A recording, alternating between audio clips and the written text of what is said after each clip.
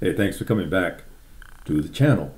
I appreciate that. Again, if you guys are new and you like this content, please subscribe and hit the bell icon so you can get notified when a new video pops. I want to have a serious conversation about this federal Fifth Circuit Court of Appeals ruling on the bump stock ban. The Fifth Circuit is pretty much Texas and Louisiana. And people need to just calm down about that. The bump stock ban is not dead. There's just been a ruling from a federal district court en banc, which is good. It means all the judges in that court voted 100%, I believe, in the Fifth Circuit that the bump stock ban is unconstitutional. All that does is affect, for all intents and purposes, Texas, because Texas is the dominant place for the Fifth Circuit. Now, prior to that, the Sixth Circuit ruled in the opposite direction. Well, the Sixth Circuit is up north, Michigan, Ohio, there. And so you can see the difference.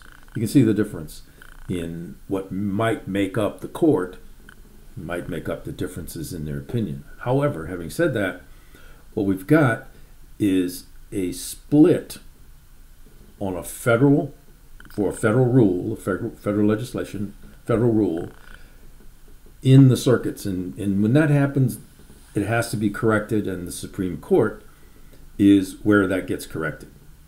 Now, the Attorney General of the U.S., he's the one that controls ATF. Not controls it, but they all report up to him.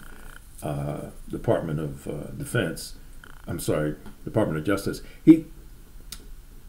If he doesn't appeal to the Supreme Court, all that happens is that Texas doesn't have to worry about bump stocks, right? If you're outside of Texas, sucks to be you. Okay. Now, this whole bump stock thing is not about bump stocks.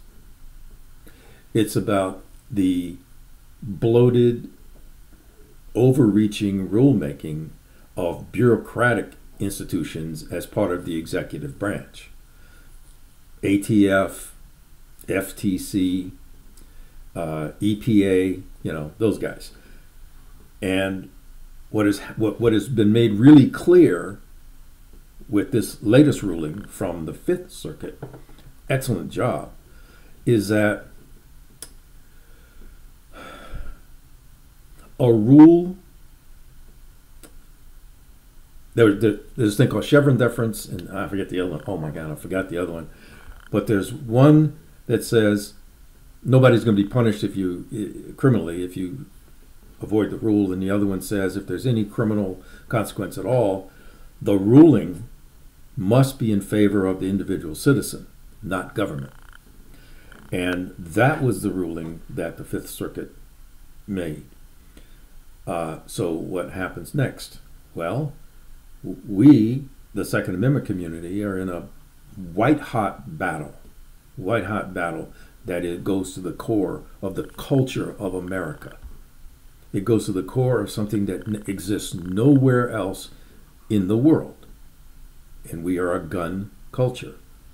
That doesn't mean everybody and their mother's carrying guns, but it does mean that of all the countries in the world, we're the only country that guarantees the citizen the right to be armed in public. Now, so we have the 5th District and we have the 6th District. And we have a split. If it goes to the Supreme Court, it almost certainly will pull a stake in the heart of the ATF in their rulemaking. As a matter of fact, it will send a message. The EPA decision from West Virginia started this ball rolling. So the bureaucracies, all of the alphabet units, that make rules based on congressional activity, based on the laws, now have to be very, very careful that they are not making a rule that exceeds the intent of the legislature when they wrote the law. You understand what I'm saying? So now what's going to happen is the ATF may withdraw the rule, then it's, you know, game over. It won't go to the Supreme Court. There was supposed to be, that's a bump stock, and then the next one that was coming, frames receivers, that whole silliness. I don't believe that's dropped yet, and I believe that the ATF was waiting to see what the Fifth Circuit would do before finally dropping that that next rule. Now,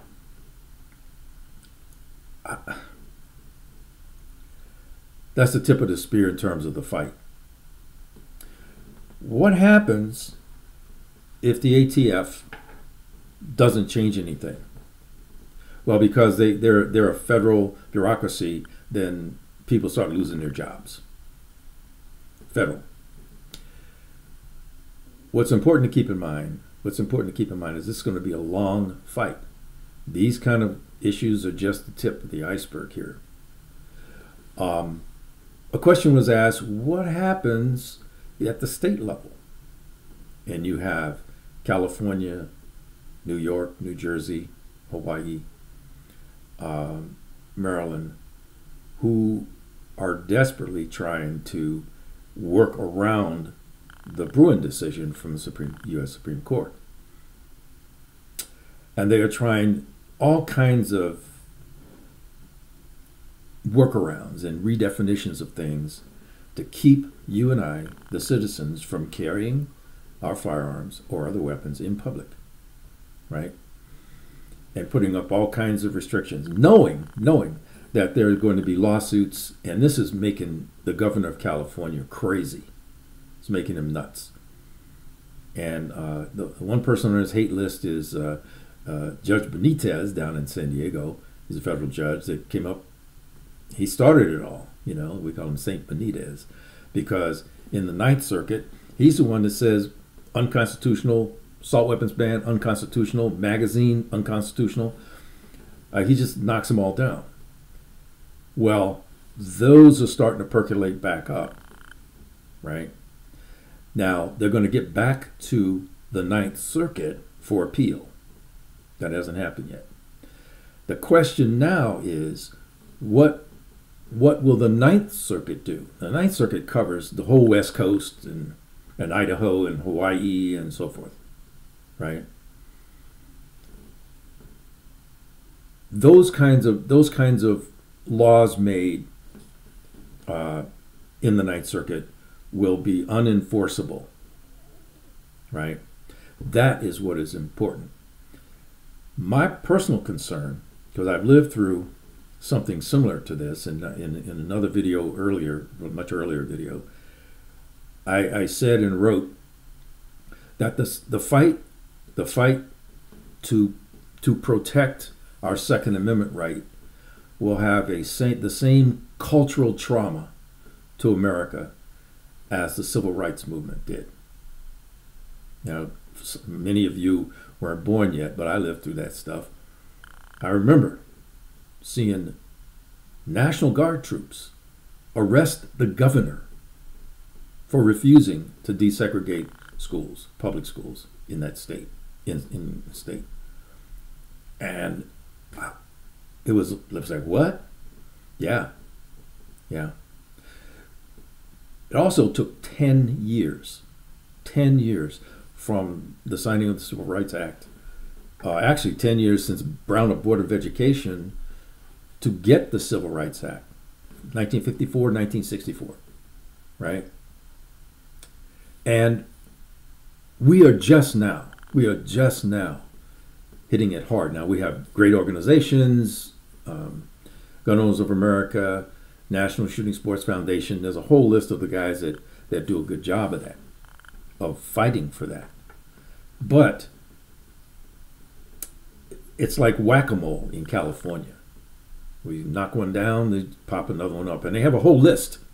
They have a whole list of laws that they're trying to pass. You're going to knock one down, we got this one. You're going to knock one down, we got this one. Knock one down. The big one will be to strike down the assault weapons ban in California. The next one will be strike down magazine bans. The next one would be, where can we carry? What defines sensitive places? That one is going to go back to the Supreme Court, because the states that don't want carry in public basically say that anything outside your front yard is a sensitive area. That's how stupid it is. But it's going to be litigated. That's just the way it is in America. So it's going to take time. It's going to take time.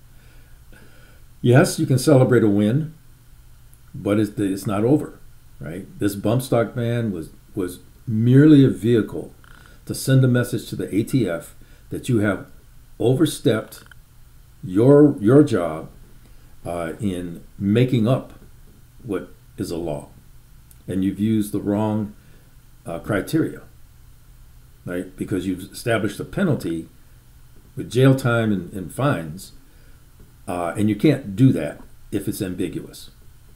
And so, if the rule is ambiguous, the rule was not ambiguous. They just made up their own. The ATF did. We have a similar thing going on with the Federal Trade Commission, believe it or not, FTC, one of those alphabet things. And the FTC is saying that they want to write a rule that bans nationally this thing called non-compete agreements, forcing employees to sign a non-compete agreement. They are saying that it's blatantly unenforceable. I personally agree with that, because I think telling someone who no longer works for you that they can't go work for somebody else is crap. So you're starting to see the dominoes hit these federal agencies around this idea that you cannot make rules that are based on the law when the legislature hasn't given you the authority to do that particular thing. As far as the bump stock goes, and lower receivers, and the trigger thingies, they're not machine guns. And they were specifically not written that way in the law, right? Therefore, ATF cannot establish a rule that affects them. Now, that was the Fifth Circuit. The Sixth Circuit says, yes, they can. Okay? So where does that leave us? Well, my concern is that this, like I said, this is the cultural trauma to this country. I remember seeing National Guard troops arrest a fucking governor for standing in the door preventing black kids from going to school. Yeah. What do you do about that? Well, there is a process. Let's say that Governor Newsom or anybody else says, I don't care. We're gonna do this, and we're not going to rescind our law. Well, the next thing that happens, now, okay, none of the Supreme Courts, no federal court has enforcement capability, separation of powers in this country at whatever level. The court cannot enforce its own decisions. Enforcement goes to the executive branch. Well, that's like the president on down in the federal thing, because the executive branch in America has all the guns. So what they would do is the federal court at some level would create, first step is create this thing called a writ of mandamus that says, excuse me, you really do need to comply, right? If you don't, the next step happens, right? You don't comply, blah, blah, blah, blah. We are going to arrest you. And yes, they can have federal marshals go and arrest the governor of California. Actually, they could have federal marshals arrest everybody in the legislature right?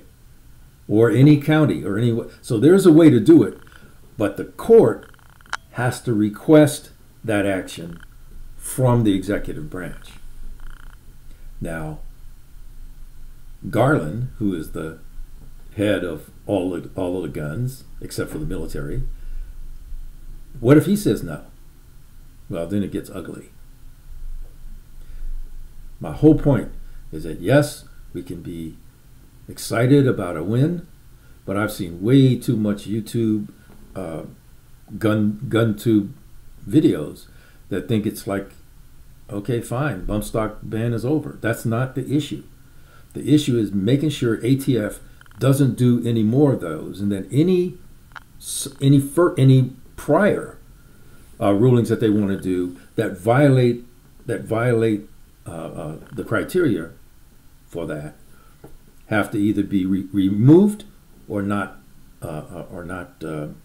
put out there for enforcement. So that's where we are.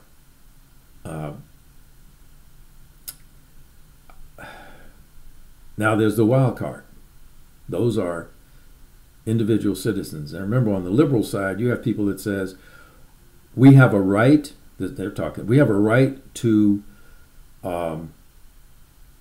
protest you. Now remember, they're picketing outside of judges and elected officials' homes and so forth. I can see, and they are showing up now armed in some public, openly armed in some public protest, right? So I can see some people, especially some of these stupid college kids, saying, "Well, we have a right to interfere with you, you gun-carrying people, to show that carrying guns in public is bad." Civil disobedience, not like what happened in the civil rights era, but civil disobedience, where they force, and I can see this happening. Remember Antifa back in Portland and that whole silliness they did in Seattle? I can see some groups deciding that it's time to fight and to force us to respond with self-defense. I can see them forcing the issue and forcing bodies to fall, and I don't know where it would go from there, but I could see that. I could see that happening. That's how intense this will go away. Look at the abortion fight. There were people burning abortion clinics, killing doctors. That's the intensity. That's the intensity on the ground against carrying guns in public. And I see it coming to a head like that. Now, I could be overreacting, but what I'm saying is I am not going to go out and party because only one circuit struck down the bump stock ban, because it's not about that. It's about government power, bureaucracy power, overreach. Now, we'll see where that goes, and this has been a little longer than I thought, but it's important. It's important to think about this. Fortunately for me, I live in the free state of Idaho, and we've been carrying guns out in public for a long time, and we don't see bodies on the street. I can carry in the governor's office, in the city hall, in the state house, in churches. I can carry on a college campus, university campus, right? Haven't had anybody shoot up the world as a result. What is happening, though, and we'll take Texas again, Houston, bad guys are falling like, they're just falling like flies, because there's more and more and more armed citizens. And I've said before, there are more of us armed citizens than there are bad guys, right? That's probably one of the reasons why we don't have this extension of cartel violence, taking over parts of towns and that kind of thing in this country, because there's more of us and we got more guns. We can outshoot them. We can. However, the bad guys are going. I mean, the the bad guys that are getting killed, and they are getting killed. They are getting killed by armed citizens. That's good, because for every one of those people that is allowed to continue to live and go through the court system, they're going to do 10 more violent crimes before they're finally stopped. Usually, they're dead. So the judicial system and law enforcement can't do that. They have to go through a process. You, as an armed citizen, and me, we don't have that. We don't have that restriction. We don't have that restriction with rules of engagement. Our only rule is defend yourself against imminent threat of serious bodily injury or death. That's all we got to do. We don't have to justify it to anybody. We just stop the threat. And that is what's starting to happen. That is what's starting to happen, and you'll see more of that. The reason some of the politicians in those areas, if you look at, I'm going to pick on Chicago because I used to live there. The west side or south side, the most dangerous place. There was a movie made, Chirac. If you remember that movie, I never saw it, but it was out there. That is the most dangerous area in Chicago, right? Projects, it's bad. It's bad. But bad guys are starting to take a dirt nap, right? Now, if you get more and more of that, the elected officials who represent those areas are going to go, you're killing my voters, right? You're killing my voters. You're making my voters mad. And that's the reason that you see so much pushback from liberal states like California, New York, New Jersey, and so forth. So, having said that, I'm going to end now and wish you all a good weekend. And I'm not going to apologize that this was long. It's just I had some stream of consciousness. I really wanted to get out there because it's been bugging me. If you have any thoughts, and I appreciate, as I said all the time, I appreciate you guys and ladies putting your comments down below. Like, subscribe, and as always, carry on.